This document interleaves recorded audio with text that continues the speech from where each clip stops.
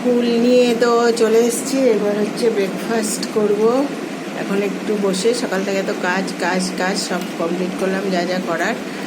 এবার একটু ব্রেকফাস্ট করব। তো ব্রেকফাস্ট রেডি করে নিয়েছি। আজকে নিয়েছি একটা রুটি ছিল, সেটাকে একটু তেলে ভেজে নিয়েছি, এটা ভালোই লাগে খেতে। আর আলু পটলের তরকারি আর একটা কলা নিয়েছি। আলু পটলের তরকারি দিয়ে এটা খাবো। তো যাই হোক, এখন হচ্ছে ব্রেকফাস্ট করব। তো আশা করি আজকে সারাদিন তোমাদের খুব ভালোই কাটবে।